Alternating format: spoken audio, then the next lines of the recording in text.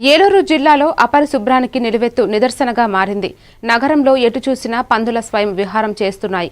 అపరిశుభ్రం, విపరీతమైన దోమల బెడద నగరంలో ఎక్కడ చూసినా పారిశుద్ధ్యం లోపం కళ్లకు కట్టినట్లు కనిపిస్తుంది.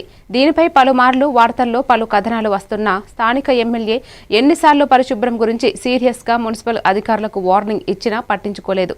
ఇలాంటి వారి వల్ల కూటమి ప్రభుత్వానికి మాయని మచ్చల ఏర్పడుతుందని ప్రజలు అభిప్రాయం వ్యక్తం చేస్తున్నారు.